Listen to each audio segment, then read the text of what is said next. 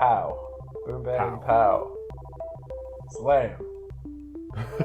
Welcome to the Space Jam. Oh, yeah. Come on and slam. When are we doing Space Jam? Holy shit. When are we doing... Oh my... should we just call off Children of Men right now? Just cancel the episode we're about to start and just watch Space Jam instead. Just call But off like the whole leave the podcast. microphones running while we watch Space Jam, so we're just like, cool. Yeah. We just sync Quad City DJs with the whole movie. Just the entire... Like, the intro just doesn't stop. I'm pretty sure that's how some parents felt watching Space Jam. Like, oh god. It's how my parents felt after I watched Space Jam, because that was a reality. Just singing away on some Quad City DJs. Come on and slam, and walk it to the jam. Yeah, good times. Work that body, make sure you don't hurt nobody. Is this the intro? Have we just started? This is the intro. Welcome to Pink Floyd, the podcast where we watch every movie ever made to see if it syncs up to Pink Floyd's 1973 magnum opus, The Dark Side of the Moon. My name is Gareth Blackler. Yeah, my name is James Barron, aka Charles Barkley, apparently.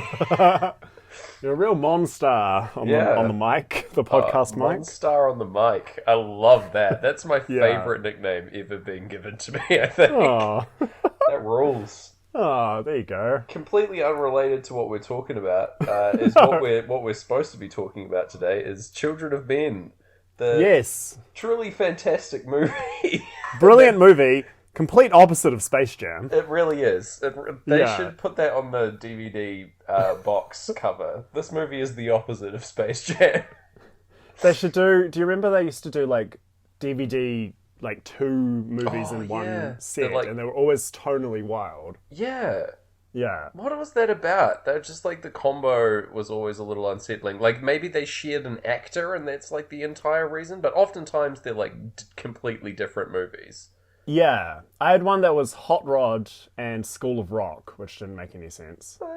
Yeah, not really. No? They're like kind of similar in tone, I guess. I feel like Hot Rod's a hell of a lot sillier than School of Rock, but Yeah, hey, for sure. good-o. They came out at a similar time. I feel like is the only reason. I feel like even then they were like 4 years apart. Yeah. Man, we are so far off track and the show hasn't even begun. It's so good. What did you think? It's like mainly behind the curtain. We have tried to record this episode once before, but it was interrupted by severe DIY happening in the background. Oh my gosh. Of Gareth's apartment. Yeah, I had it sounded like they were soaring their way into my room. And I later looked, and not only is the house next door, they're like demolishing it from the inside, it looks Holy like. shit, okay. Yeah, but also someone was in our backyard just sawing wood. Oh, wow. Yeah. Alright, that's kind of why it sounded so close then. Oh, well. Yeah. He was good. He actually moved my laundry, which was great because I forgot to move it. And like later that night, I freaked out that I left some laundry in the rain. Oh, that's kind of nice. Thanks, mystery woodsman. Thanks to all the mystery woodsmen out there. Shout outs. It's a real child of men that's Hey, mystery woodsman. you've done it. I'm trying my best. Oh my goodness. Yes, Children of Men, Alfonso Cuarón's 2006 magnum opus. Yes. You were going to ask me it, but I'm beat you to it, mate. What did you think of it? I What's your love this relationship movie. with it? I really, really enjoy it. Like, Yeah. I told the story again last time that I was, I watched it like 3 deep into a 4 movie long movie night in high school. Ooh. Yeah. And it was like, but startlingly, it's the only one that I remember. It did affect me quite, like, seriously. It's a really, like, it's a lot. Yes. So, it really did have an effect on me. It's a good time. Well, it's a bad time. It's not a but good it's a good time. Yeah. It's a good movie, bad time. Yes. What about you nailed yourself? it. So I had seen this in a social setting as well when I was living with you and we used to do film nights with our friends. And our friend Min brought this, and all I remembered was that the actor who plays Chuck Bass shows up in it. Yeah. And I remember thinking, like, what's he doing here? And then this time I was still like, what is he doing here? Nobody knows. goodness me, this one affected me. This view affected me quite a lot. I think I almost teared up at one of Julianne Moore's lines. Oh, wow. Yeah. And then I would say, listening to it with Pink Floyd over and over, kind of, like, at least it took a lot of the edges off. Yeah. Yeah, for better or worse. I would agree with that, in that we aren't getting as many of the, like, explosions or, like, screaming background people. We are only having the screaming that comes part and parcel with the old Floyd album. Yeah. You know? I'm pretty sure, isn't it, there's a dog barking in every scene? Is there? Something like that. Or a dog. There's definitely an animal in every scene. Oh, wow. There's a dog barking. It's often dogs barking. There's a dog barking frequently when they reach the old refugee camp. Yes, yeah. Lots of dog barking there that I can recall. But I don't know if it's through the whole film. It's like just London in this time period. A lot of dogs. A lot of dogs all over. Well, the thing is, okay, so the main plot, if you've never heard of it, is people have been infertile for 18 years now. Yes. And it's sort of like, it's led to a huge, like, collapse of society, but it's also possibly just been the scapegoat that led to a collapse that was going to already happen. Yeah, very much so. But yeah, there's a lot of animals in this, and it's sort of implied that people have these pets because they can't have children. Yeah, surrogates. I guess animals are unaffected. It's pretty much just the human race that seems to have this infertility problem. But yeah, it's the world is very much eating itself, and it seems that London is set up at the start of the movie, where the movie is set, by the way. It's set up at the start as like the only remaining like bastion of hope at this point, basically. Or every other city in the world has collapsed. But even then, like, we see that is not entirely true. There is a hell of a lot of problems here. Yeah, London sucks. Yeah, it's a terrible time. Yeah. Speaking of... Just on the animals, did you notice that they go past the park and someone's walking a zebra? What? No? When does that happen? I'm pretty sure it's when he's in the fancy car, or maybe he's on the bus. I just remember, that's what clicked it for me, is like, because I was like, what the hell is a zebra doing in the park? Wow, that's wild. And then, I kind of just, like, tried to work it out that maybe, I can't have a kid, but I can get a zebra pretty easy. That makes sense. Another really good thing about this movie that I think is that it's so internally consistent. It sets a really, paints a really clear picture of, like, a dystopian future, and really explores a lot of the different aspects that it sets up, which I really enjoy. It's it's probably one of my favorite dystopia movies, I think. This kicks Waterworld's ass, if you ask me. Whoa. You take that back. The whole world's full of water. You're not wrong. That is a good review of Waterworld. This movie probably has more dogs, but Waterworld, more water. True. All right. So, should we actually cover into how this movie synced up with the old Floyd, mate? With Dark Side of the Moon. All right, let's do it. More like Children of Moon. I can't remember if I've already said that. You said that last time, so it's all good. And the mystery. Strike that off the list of stuff we need to cover. Should we just pretend we came up with an amazing in-joke in the last episode, and then, like, by proxy, the listener will feel like they're in on it, and we've kind of done none of the hard work, or we'll just be like, potato popcorn, or something like that, and we'll laugh. Man, and then classic the times. Like, yeah, I get it. Yeah. I feel like we always do this, though. If you haven't listened to every episode, it's very complicated trying to, like, catch up with all the random references to other films we make. Yeah, we've got an inaccessible premise, and then we just pile on the inaccessibility. Hell yeah. Yeah. I love it. Being a new listener is like being a baby in Children of Men. It is. So we open with... You're swamped. Speaking of, alright, speak to me. Here we go. News headlines. Are we getting, like, just random news headlines about how bleak the world is, and how the youngest person on the planet, baby Diego, has died. They call him baby Diego, but he's 18 at the time. Yeah. So this is he died because he didn't want to sign an autograph. Yeah. Like, he was killed by, like, a fan, right? Yeah. Jeez. Brutal. Yeah. Yeah, so it's 2027, and we see our boy Clive Owen playing Theo here. Yes. Clive Owen, the best. So amazing. Good in this. Yeah, it, like, has, like, a great character arc, I think, throughout. And just, like, for sure. Really good performance. So, like, natural, and, he's, like, you know how you need, like, a very relatable person to get you through these kind of movies? Oh, absolutely. Just get Clive in. Get him in. Where's he been? Any, like... any movie that's too outlandish, just have one scene of Clive like going, huh, that is outlandish, and we're in. We get it. Yeah, even if we're watching a movie, just have him in the cinema. Just like if you're getting a bit spooked, like have him show up and he's like, "It's gonna be alright." Don't worry, just Clive. breathe. I know you're listening. Please do this. Yeah, please come with us to our next film. Guest on the pod, it'd be great. Please. Yeah, so we get a little look at future London right at the start. Like, he's getting a coffee, and then a bomb goes off inside the coffee place where he just was. So, narrowly escapes death. But, like, again, this is treated very much like that it happens fairly regularly. There are lots of, like, terrorist activity throughout London, you could say. Yeah.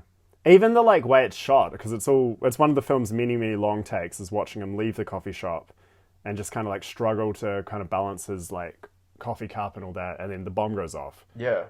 And it's just, again, it's treated like, oh yeah, this is just something that is going to happen.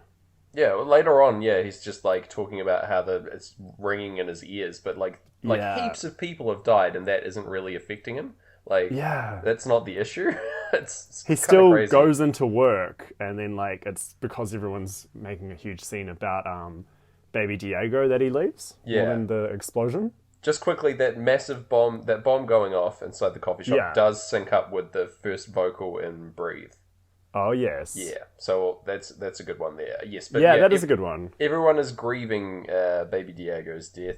He like gets off work early to like go and hang with Jasper. Yeah, Pink Floyd sang When at Last the Work is Done as he's leaving work. Yeah, we see like some refugees in cages here. Yeah. They're called Fugees throughout the movie. I don't think it's a reference to the Fugees. I think the Fugees might be a reference to refugees to begin with. Yeah, that makes sense.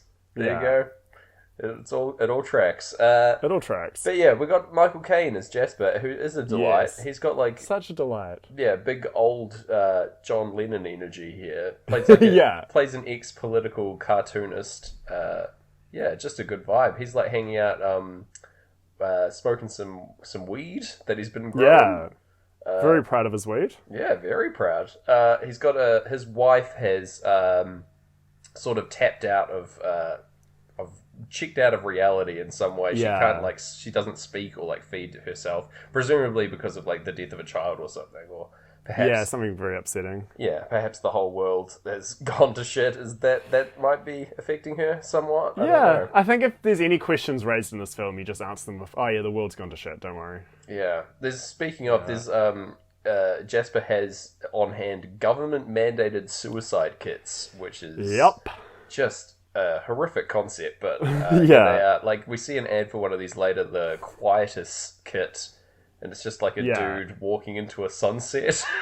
Like, it's so what those ads would be like. Exactly, just the bluntest metaphor. It's very reminiscent of like existing like end of life care kind of ads of like old people just like happily staring and like at a beach and things like that. Oh my god, yeah. Yeah, pretty similar. Yes. Anyway, so Jasper says that he says same old, and we get the first time vocal ticking away the moments that make up the dull day, you know. Nice. And it's because he's like just like waiting out death basically. Pretty rough. Him and his wife just waiting around. Theo asks him what keeps him going. He's like, he does this multiple times. He asks him, and he asks the Prime Minister a bit later as well. Yeah. As if he doesn't know himself, you know? Yeah. We find more of Theo's story a bit later. We also get Theo stands up to air guitar to an Aphex Twin song. Yeah. But he is way off the mighty guitar solo in time, so... Yeah, true tragedy there. Yeah. Unfortunate for us. So he's walking up to work. We've seen some more of these immigrants in cages and like people in like full riot gear. Like the police are heavily armored. Yeah. It's pretty bleak. Yuck. Yeah, I've written in my notes that this is where the world that this movie takes place in is the album feels right at home here. In fact, like a lot of like Pink Floyd's discography, I feel like would be like a pretty good fit for this film. Yeah, we'll get into it a little bit later, but definitely like the kind of in between this and the wall when they kind of got, Yeah. well, not even in between this and the wall, the animals where they got like really angry and like animals at would the be most cynical. the ideal pick, I think. Yeah. Sure, yeah. Yes, he's walking on home, and then he gets abducted by the Fishers, which is a group of like anti-government agents, effectively, and they're run by his current wife, Julian. Well, if she's Moore. his current wife, he hasn't seen her in many, many years. Yeah, well, she's busy doing the Fishers thing, and That's true. Yeah. and Theo is like a government. He's like a government agent or like a civil worker, anyway. Yeah. Yeah, so it's like I feel like they can't interact that often. They've sort of gone separate ways in terms of how their relationship has progressed up until this point. But anyway, she has a job for Theo. He's got to get a girl past the security checkpoints and to the coast, and this job's going to pay £5,000. And great gigs like just started up for this, so. We're at no like real kickoff point. Saying like basic. Yeah, at least it's like the drama now that we've had the inciting incident. Who's to say? Yeah, I guess so. He like refuses the call anyway. He's like, I'm not going to do it, but he still has the option to accept it later. Classic stuff. By putting an ad for a lost dog up. There you go. Dogs. Another dog. Yeah, I didn't really think about this like dog recurring thing, but it's like no, never. Were they like subtitled for you? It's just like woof woof showing up all the time. Yeah, it was crazy. There was just like a second subtitle track undercutting the dog all track. of the human dialogue. Oh man, I really wish we were cutting to the dog track right now, but we aren't. We've got we've got to visit the Prime Minister here. Oh yeah. He's gonna call in a favor to try and get these papers for this girl. We rock up to the Parliament, and like Michelangelo's statue of David's just chilling out here, and some some chill dogs in front of it as well. And like there's a big Picasso, and they talk about all the paintings that they wanted to take but couldn't take. Yeah, there's your friend Chuck Bass here on his little Borg cube internet thing that he's wired up to. For someone who's probably not supposed to be a big deal in this film, he's just supposed to be seen as like, that's just the guy's son. Yeah. He's the most distracting because A, he's Chuck Bass, B, he has a neck tattoo, C, he's in a sweater vest, D, he's on the cube. Mm-hmm. Are you not as confused by the cube as I? I want to know more about the cube. Are you a friend of the cube? I feel like this is just an internet analog, is how I explained it in my head, or he's just gaming at the table. I don't know. Am I just getting old? Like this is the games the kids are into now. Yeah, we've all got cubes, Gareth. I don't know. You catch up the Nintendo GameCube. That's what this is. But he's like has to take a wee pill. Like that's his whole involvement in this film, is that he's just here at the table and takes a pill. It's so strange. Do you think because he's young, and obviously not the youngest, but like maybe it's to show like even the years before they stopped having kids, the kids kind of had it rough, like maybe. Yeah, he's maybe that robot hand he's got is kind of like he needs that. Maybe his cube he needs. Yeah, it could be like a medical device. Absolutely, I didn't think of that. A medical neck tattoo. Yeah. Yes. Man, imagine getting a doctor's note for that. Holy shit. A kid walking into primary school like, I've got a doctor's note for my neck tattoo. Yeah. Don't worry about it. Covers up the hole in my neck. Oh, God. Oh, no. It like dots the I in the neck tattoo. So we've got to also cover it here in the background of this shot. We get a direct Pink Floyd reference. We've got the balloon from the cover of Animals here, just chilling. Yeah. Above the Big old power balloon. station, you said.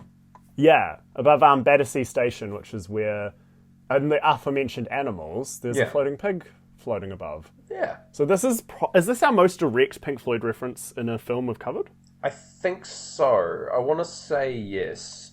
Yeah, Hitchhiker's had a couple, or it had that plane that makes a sound from a Pink Floyd album. Yeah. But this this is even more direct. This is on screen for a long time, you know. Yeah. And so, yeah, I think it's definitely evoking the same thing, the same idea that the album is. It's like, oh, for sure. Yeah, it's a pretty clear call out. So yeah, absolutely. And Alfonso Cuarón's other film, Roma, the trailer is set to Great Gig in the Sky. So nice. I think we've got a friend. Clearly a fan. A friend on our quest. Yeah, a friend on our quest. Call for we'll stay at his tavern. Yes, Alfonso's Tavern. I love that. All his films were called Alfonso's Tavern, Children of Men. Oh, that'd be great. Alfonso's Cavern, I just love the Harry idea. Potter and the...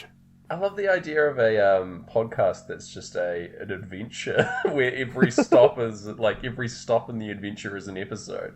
Maybe we should just go full fantasy and pivot to that. That rules. Yeah. Oh, well, man. like, if things get worse than they even are in Children of Men, maybe that's what we do next, is we just travel from village to village, set up at taverns, and tell our tale, which is just our podcast. Yeah, that's great. The podcasters of old. We're just bards spreading tales. We just memorize, like, Mark Maron and Joe Rogan podcasts, and we just recreate them at taverns. Yeah, we reproduce them. Just lots of toking. Yeah. This pig, I looked into it because I was like, is this direct, like, is it referencing something else that Pink Floyd referenced? And it's 100% seeming to be the Pink Floyd reference. And then I got to read about this pig and how they shot it for Pink Floyd. Yeah. And their album Animals. How did they do it? So this is like the 70s. Money was just like, you'd throw money at anyone who could play a guitar. And they, instead of just like, these days they're just Photoshop a flying pig. They hired a Zeppelin company to build this 12-meter actually flying pig. They set it all up for the day. Yeah, they hired this a guy with a gun just in case the pig floated away to shoot it down. And then they got their shots, and then the next day they were like, oh, we'll do another take. They forgot to bring the gunman back for day 2. The pig broke free, flew away, flew over Heathrow, caused a lot of panic and like flights being delayed. And then eventually just came and landed on a farm where the farmer was mad at it for scaring his cows. There you go. That rules. So good, right? And then the idea of a pig descending onto a farm is just a great image. This is where I belong. I wanted bacon, but this is too much. The farmer's curse. It's also so great because then the third day they got the pig back, they relaunched it, took some more photos, and then they didn't like any of the photos, so they ended up just superimposing the pig onto another photo of the power station. Oh, yeah. Yeah, so kind of rendering the previous 2 days irrelevant, but I mean, you get that sweet yarn out of it though, so it's kind of worth it. A colossal waste of money, but still, that's a great story for an album cover, you know? Oh, for sure. Oh, man. Alright, let's keep on going. Speaking of dogs from before, the dog track, here we go. There's betting on the dogs. The snakes with legs, as I like to call them. You watch these dogs run, these greyhounds, and you just imagine, if you can squint your eyes and remove their legs from the equation, they look like little hovering snakes. I'm gonna just watch this. I'm gonna search on YouTube greyhound running. Yeah. And you can listen to my live reaction of this. Because their legs are going like full tilt, you know. This is a very weird thing that is exclusive to me, I'm fairly certain. Okay, these dogs they're setting up. I think I'm supposed to be against greyhound racing as a vegan, but oh well. Sure, yeah. I'll watch it for the snakes. I would assume so. I'm against it in that, like, I don't really like it. That's true. It's quite boring. Yeah. God, it's 40... I've skipped ahead 43 seconds. These dogs haven't even started running. Oh my god. Oh, I've missed it. They're too fast. They're too quick. Hold on. This is a fast race. I hope this is good audio. The bloody snakes with legs. They're getting out the gates. They're lining all up. Snakes with legs. I love them.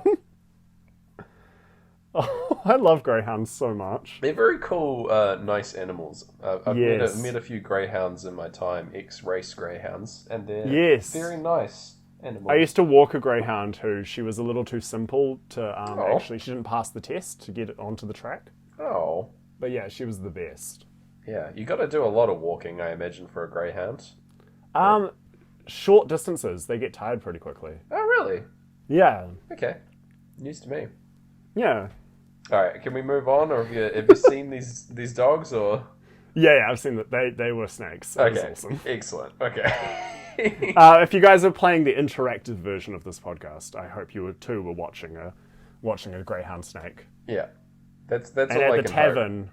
At the tavern, we'd go outside and try to find one and show it to you. Yeah, they probably have them on at the tavern on the TV. Oh, true.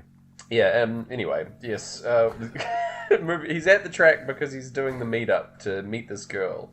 That he has to transport. He only just catches the bus that he's supposed to catch up with Julian, who's up here. It's revealed that they had a child together, but obviously it died.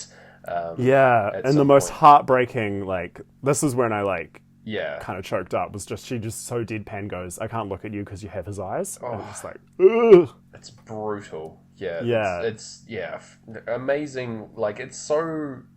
such a tight line to cover their relationship perfectly. The history and everything there is laid bare. It's really good stuff. She's really doing Julianne Moore with less. Yeah, there you go. I hope she's never heard that one before. Oh, I can't imagine that she has. So anyway, she's they get frustrated with each other because of this argument, but he follows along and says, she says, you came for the money, didn't you? And then he's like, did I? That this is just as money is trailing off for us as well, which is nice. Very nice. Yeah. And then we meet Key, who is the other key character in the film. Another wonderful performance. She's played by she's so good. Claire Hope Ashity. Really, really good stuff. I don't recognize her from anything else, but good in this film. Yeah, so good in this film. Yeah. So they're they all hop into a car together. There's Miriam, who's a mystic kind of lady. All these other people are fishers in the group. Yeah. There's Miriam, and then Luke, who becomes the de facto leader in a little bit. He's kind of a hothead type. Yeah. Has a wee nap and then a wee chat as he wakes up. There's they do this weird thing where they're shooting a ping pong ball into each other's mouths for a bit of a jape, a bit of a joke. Yeah, very weird to do with your estranged wife, but also says so much about their relationship and is I don't know, I haven't seen that in a film before, so I was stoked. Yes, but unfortunately, this jape and joke is interrupted immediately by a flaming car rolling down the hill into the path of the car, and it blocks their exit. And then a bunch of raiders come down, holding bats and machetes and things. Yeah, and attacking the car. They set the front of the car on fire. All of this is one shot, by the way, starting at the shooting the ball into each other's mouths scene.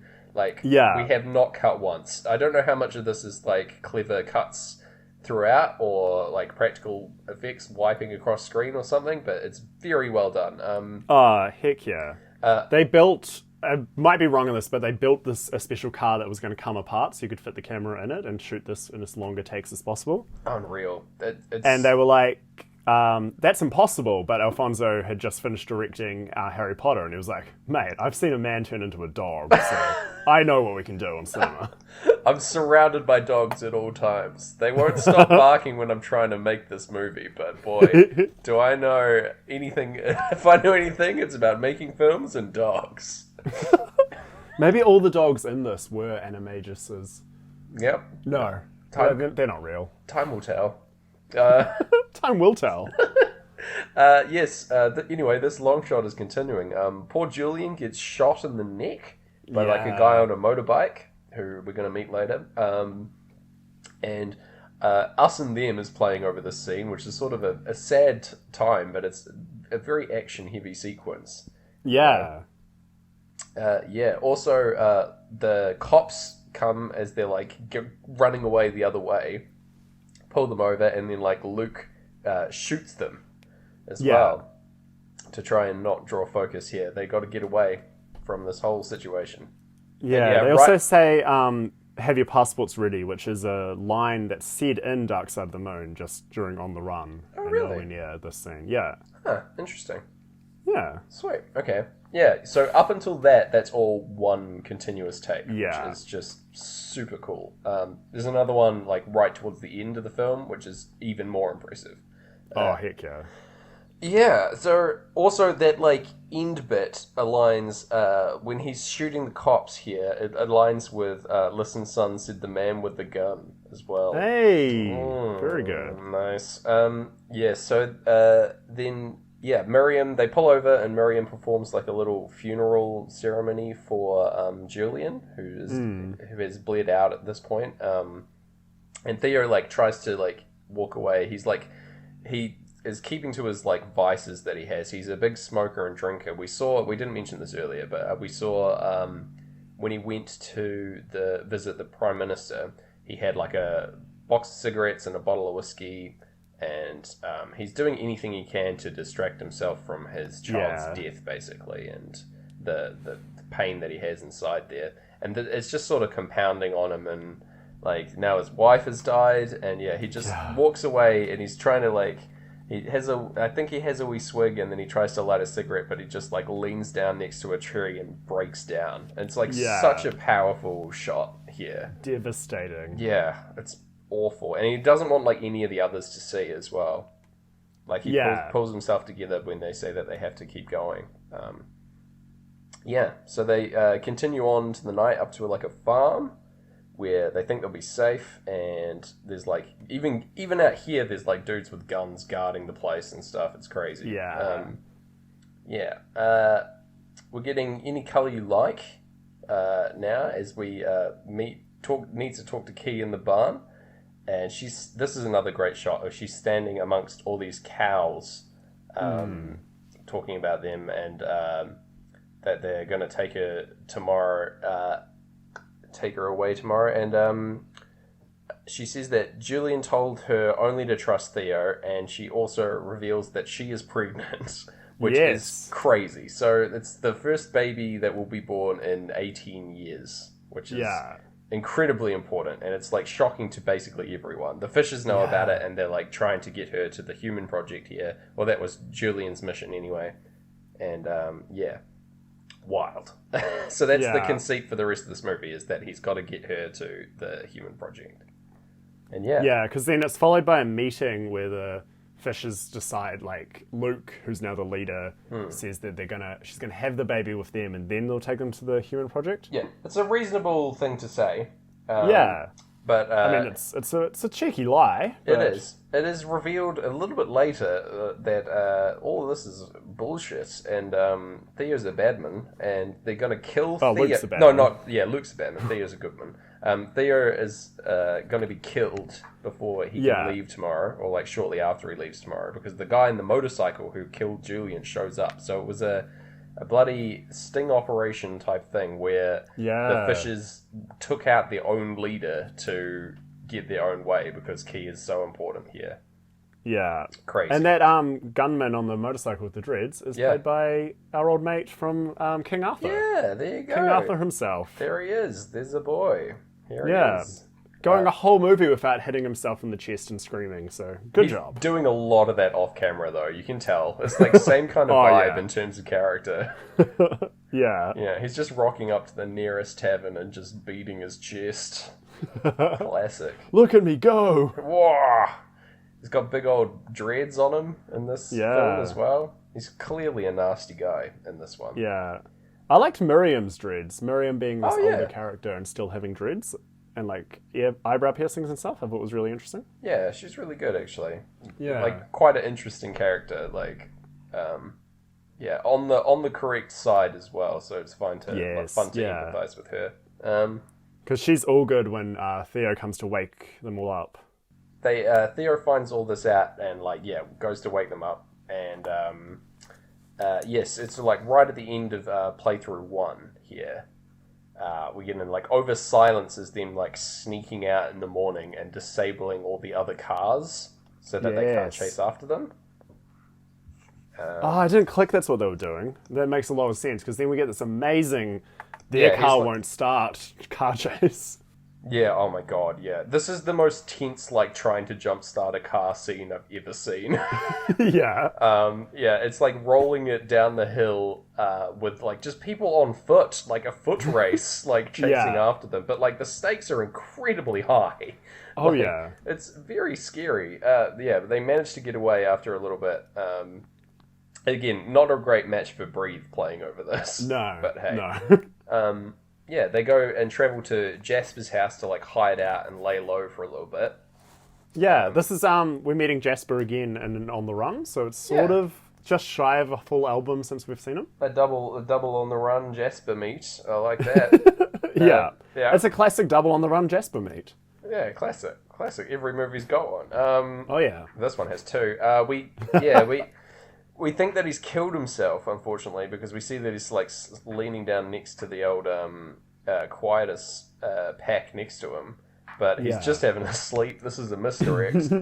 He says that he uses it to, like, poison the rats, which is kind of funny. But yeah, he's really stoked to see Key here, and is like talking about her being a miracle and stuff. Yeah. Yeah, it's more of a chill He's the vibe. kind of person who needed... It shows you how much the world needs just this hope. Like, how much he turns around and how much he's so excited, old Jasper. Yeah, it's really good. Importantly, Theo changes his shoes here and puts on, like, in the morning, he puts on little jandals, which comes up a bit later, but yeah. I've written that the clocks in time go off over basically nothing important here. Yeah. Everyone's, like, chilling.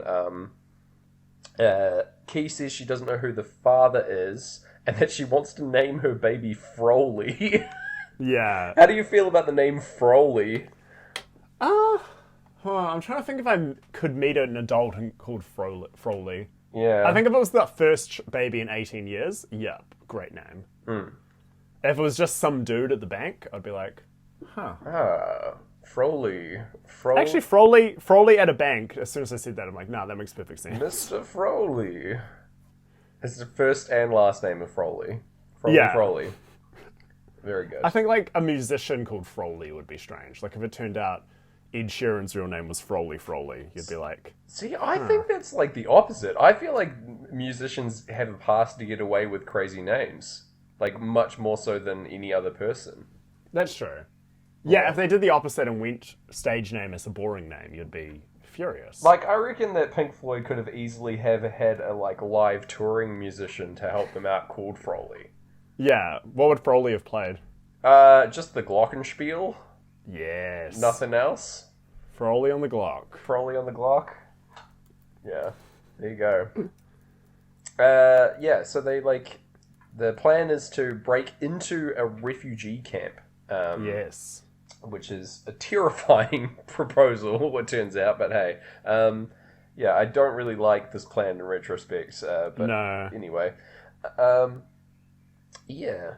Key does deliver the line that she wanted to, like... She was terrified of, like, having the baby. Then she felt the baby kick, and she was like, it was alive and I was alive, which is what she says. And I think that's a really good line. Yeah, and like how she just instinctively knew everything, like, to do, because, like, she wouldn't have seen pregnant people at all. No, yeah. She has no idea what to do. Yeah. Yeah, because, like, her entire life, there haven't been any babies born. Yeah, exactly. The entire time that she's been alive. Pretty wild. Yes. Also, here... What's his name? Jasper delivers the line, everything is a mythical cosmic battle between faith and chance. Which is just the most Pink Floyd thing to say. Yeah. That could have been the alternative end line of Brain Damage. Absolutely. I've written that time is really gelling with this, like, high person chat that's happening. Yeah. Yeah, because they're all having to go on Jasper's weed. Theo's, like, sort of hiding around the corner, and the conversation pivots to his dead son, unfortunately, and, like, it's, like, very bleak. And Jasper says that Theo's faith lost out to chance. Like, he had the faith of, like, having a child, but chance, like, knocked him down, which is awful. Very bleak. So sad, and beautifully directed in that, like, this whole conversation's happening really far away, and we're just seeing Jasper kind of eavesdropping. I mean, Theo just eavesdropping on it. Yeah, really a great scene. Like this could for me it like reads like a book here. Like I could see this being described of like a character listening in on a conversation. You know, it's really good. Yeah, one of those like beautiful parts in books where they kind of cut out a lot of the description. It's just the dialogue. Yeah, exactly. And you kind of you feel a little more disconnected. Just lose yourself in that conversation.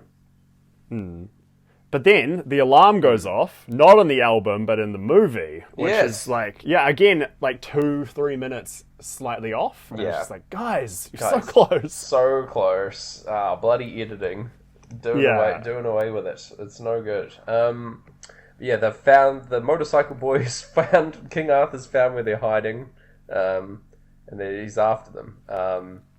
Anyway, Jasper's like saying that he's going to stay behind and he will like misdirect them and send them the wrong way. Gives them instructions on how to who to meet and how to get into this refugee camp. And it's like right at the end of time as Jasper prepares to kill his wife with the suicide kit so that they can't, like, these raiders can't do anything to her and his dog as well. Brutal. Well, what an awful scene. So brutal. And what follows is possibly, I'm going to ask you, is this the saddest fart scene in any movie? Yes, I think so. Wow. We're going straight into Great Gig in the Sky, which is perfect music for a pull my finger joke. Which was set up earlier, by the way. It was like, this was an actual joke in the movie early on where Jasper did the pull my finger bit in the car, and he's doing it to these very serious home invaders. And badass to the end, he like does the pull my finger joke, I think 3 times in the row, like as they're like shooting him. Like, what a boss. Like he knows that like they are not interested, but he's just like in doing this he's saying fuck you, basically.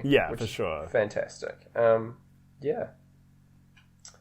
you go. Like right as they drive away from Jasper's house, Great Gig's vocal dips into the like cool quiet bit as well, which is quite. It's like a somber note to end on there. I've written that Theo is basically losing everyone that he loves and is like looking for an excuse to carry on for the entire time, and he's sort of like throughout this journey, I've written that he's like shredding all of his like possessions and also like notions, and he just gets more and more fixated with getting this girl to the like fulfilling the quest effectively. It becomes it's all he's got. It becomes like everything. It becomes everything to him. Like getting her to this location and like having like a new child be born into the world, like where he couldn't have that. It's it's a really beautiful story, I think. They start wandering around a like empty and decrepit school, which is again beautiful set dressing. Like of course there's no reason to have a school, so it's like completely overgrown and destroyed, and there's like a deer wandering around. I love that deer. He just wanted to learn some social studies. Get out of here, dear. You're late for the lecture. Because he even runs off real cheeky, like, oh, no. Oh, whoops. You found me. I'll come back tomorrow. I was just in the library, in the restricted section. I was reading Nancy Drew. Oh, sweet old dear. We get Miriam's backstory here. She's like an ex-midwife, and she tells the story of her, like there are more and more miscarriages occurring, and then like eventually babies stopping being born entirely, like people just not coming in anymore. Looking at her schedule and seeing it was completely empty, and it was empty for all these other midwives. Crazy.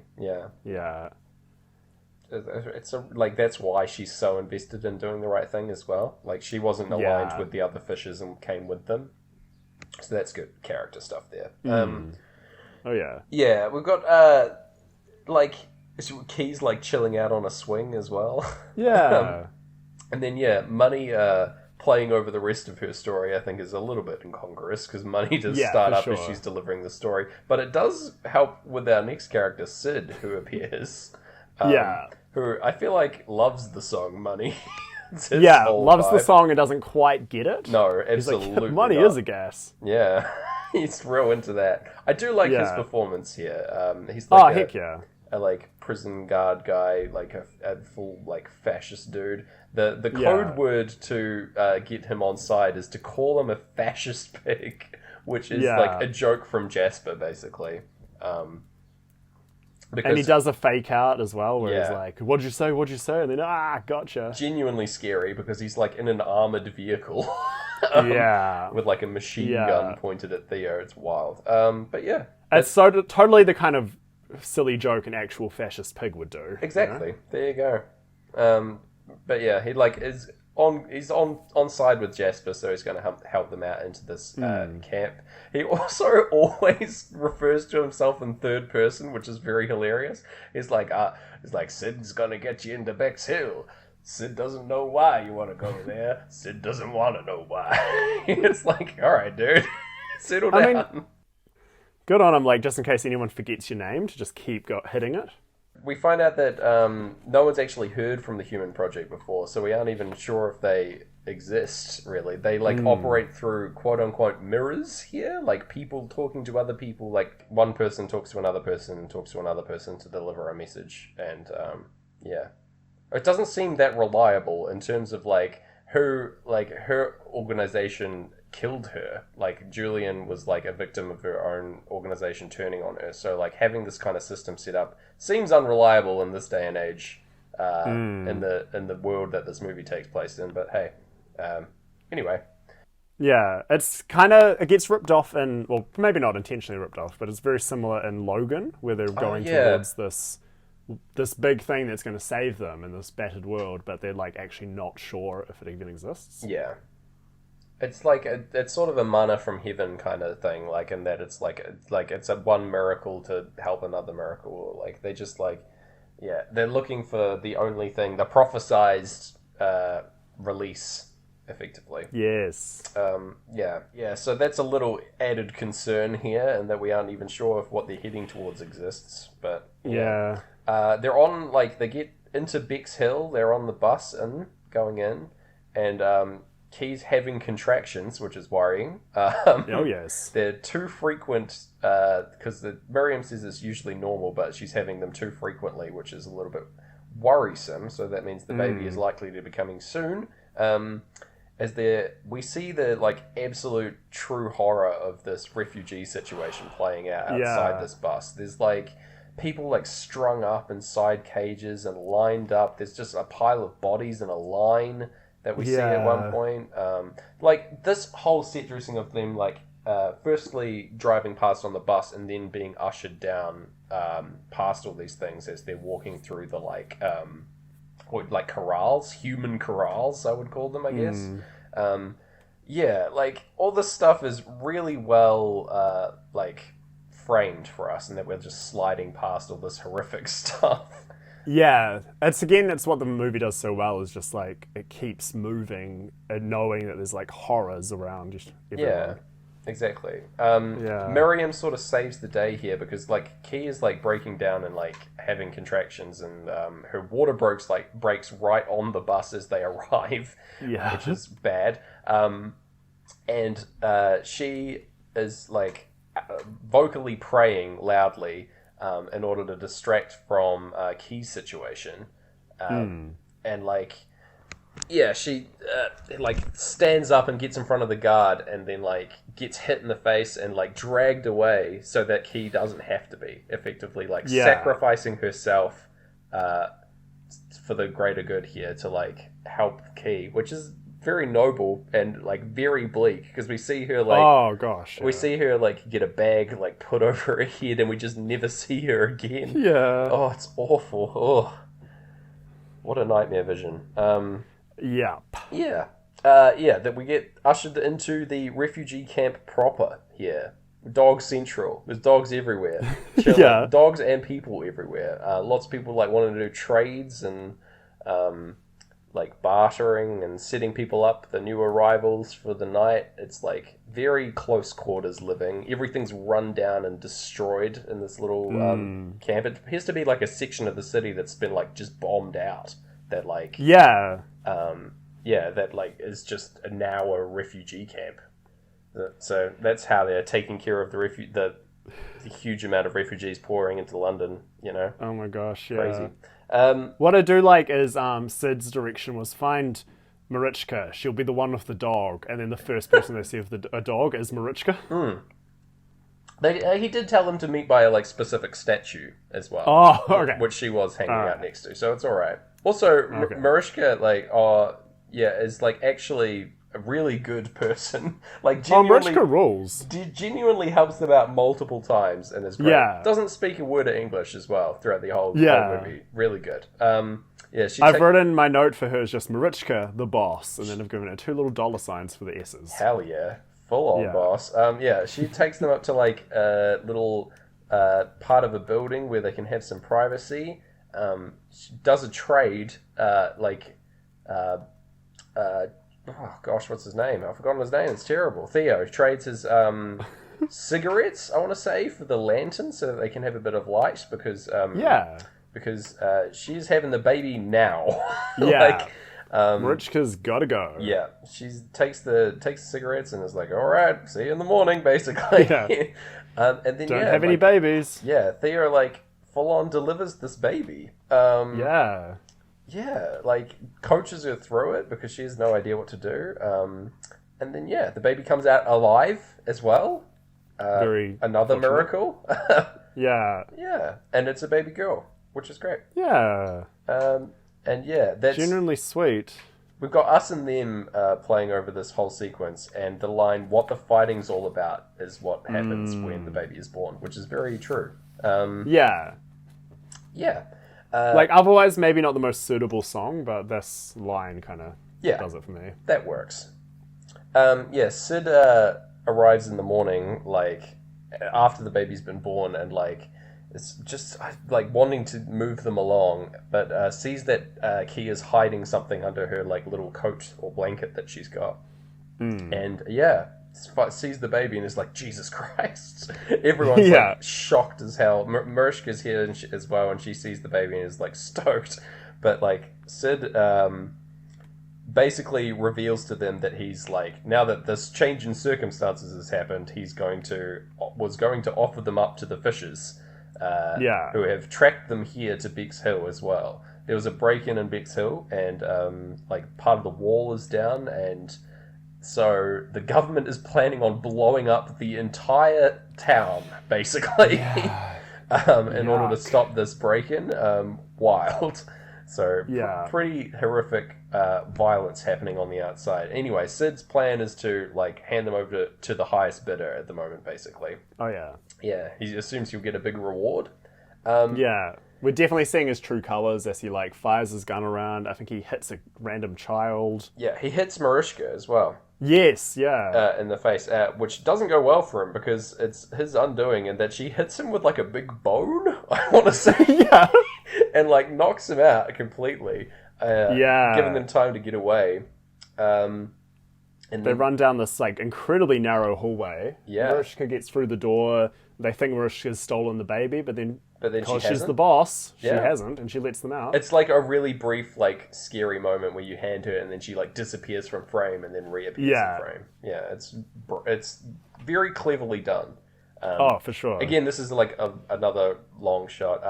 Meanwhile, Theo is like coming along. He's still wearing his jandals, by the way, from Jasper's. He gets like his feet cut up throughout this escape sequence. They need to get to a boat. The shot is still going from when they left with Sid, and he draws on like the side of the wall that they need to get a boat to communicate with Marichka that's what they're after. And then what do you think of this boat drawing? That water wasn't very realistic. But, Marichka's the boss. Yeah, so she figured it out. She's a pretty good Pictionary player back in the day. So tell me about it. There you go. She twigged to what they were talking about, and there's like big protests happening in the streets here, or like just a bunch of like armed militia walking along. There's full-on rioters on. I think these are representatives of Bexhill itself, actually, like an armed militia force inside the prison. They aren't like a fish group here. It's just different groups going ready to fight each other, basically. And yeah, it's end of playthrough 2 as we hit up the bank here, in need of a boat.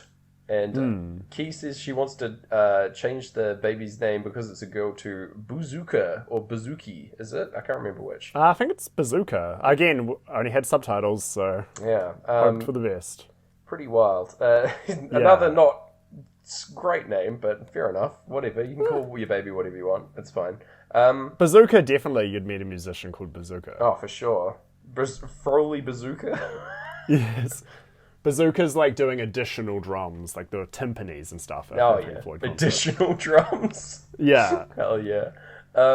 Yeah, so that's end of playthrough number 2. We're launching into the... we're getting absolute silence over some rioting streets outside. Yeah. And yeah, they're like... The fishes have returned and King Arthur starts singing a little ditty during the silence of the album. Yeah, they're trying to move to get to this boat, and then they're immediately found by the fishes who have like arrived here to catch them. And Luke ushers Key away, the leader who is here as well, and then the King Arthur's gonna murder them. Like, his little song is very strange here. Like, he does like your lads. A lilting walk, taking his time. Shoots one of the people from the bank who helped them out, which is kind of ruthless. And then that draws the attention of like the armed soldiers here, of the the army who have arrived, the government, I guess, soldiers. Yeah. And there's like a firefight going on there, and Theo's like desperately trying to catch up to Key. Again, all one shot. Yeah, beautiful. As he like ducks away into a bus to hide, and then ducks back out, and all to silence, which is a bit annoying. Yeah. Yes, he's running away, and they're like, there's like a bunch of tanks roll up on the building where they've taken Key inside. She's like inside this building, holding her baby still, and there's tanks rolling up that are firing on the building, like trying to flush out the fishes that are hiding inside as well. But yeah, not a great scene. Pretty scary. Very scary. Yeah, Theo numbed like, a little dives by into the building, lovely Brave. After her, like avoiding like explosions and armed people. Yeah. He gets up some stairs and sees that everyone's looking the same way down the hall because they've obviously seen where the baby is, and they're all like looking to see where this one person has gone, which is pretty cool. And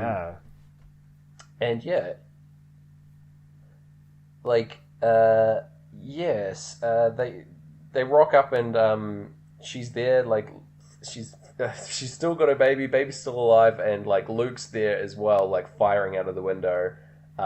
It's like draws his gun on Theo and Key and is like, we need this baby. Like the lengths that he's gone to like stop this, like to try and take control of this baby is like insane. And they like resolve that they still want to go to the human project and like move to go away. Theo gets shot by Luke here, I believe, and like quite subtly. Yeah, you don't really notice. I don't think you're supposed to fully like twig that he has been.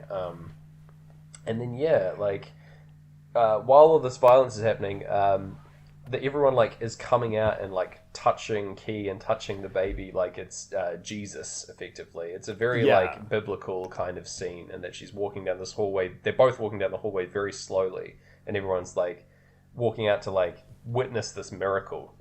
Yeah, like entire soldiers who are screaming at each other to stop, and they call off their guns and they just look at this baby. It's amazing. This whole sequence of them exiting this building is fantastic. Yeah, there's like a whole bunch of the soldiers outside like all lower their guns and are just like watching on. Like this entire firefight has been completely diffused.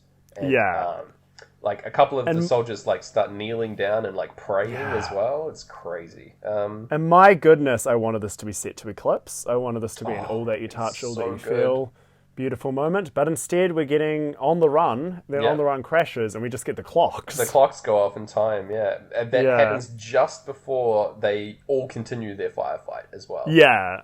Like as soon as they're like it's just slightly out of range of this, everyone goes back to fighting each other. Yeah. And which is almost comical, but still just upsetting. Yeah, they miraculously reunite with Mariska here. Who Yeah. just shows up out of the blue. Like, Because she's the boss. has been looking for them this entire time. Yeah. And then, she's like, helps them into the little boat down in the sewer. And, the sewer line out to the sea. And Theo's like, Theo is rowing them out to sea in his wee boat. He's been shot and is bleeding out, but, like, doesn't even care at this point. Yeah.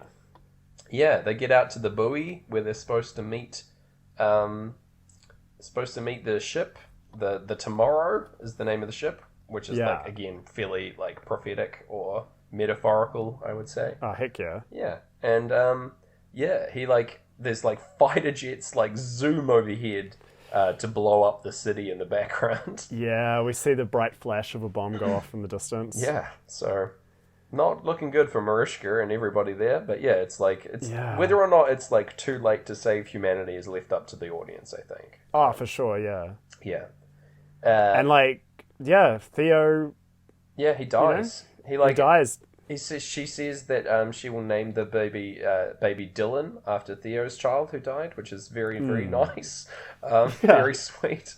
He dies, like, just sort of drifts off and dies here before the boat arrives. Appears on the horizon. Just before he dies, we get hanging on in quiet desperation is the English way. The time is gone, the song is over. Thought I'd something more to say. Yeah, perfect. So perfect. I wish this had been the last line we hear before it cuts to credits, but there's a little bit. Then we wouldn't have got the boat show up. So having that aligned with his death is that's a great sync. Like I love that. And then however, like the credits do have a sync because they align perfectly with the start of Great Gig in the Sky. Oh yeah. The saddest we've had the happiest Great Gig in the Sky with Ratatouille's credits, and now here's the saddest one. Yeah. So there you go. That's Children of Men's synced experience. What did you think? How did it sync? Gareth Blackwell. What did I think and how did it sync? Well, I feel like if they just chopped up some of the movie a little more, chopped up some of the album, we would have had a perfect 10 out of 10. But then I could say that about literally any movie, as if they'd edited it to sync with Pink Floyd's The Dark Side of the Moon, then it would have synced with Pink Floyd's The Dark Side of the Moon. Very true. So I'm at a conundrum. Like, we're definitely pouring the thematic syncs. Absolutely. The cup overfloweth with thematic syncs here.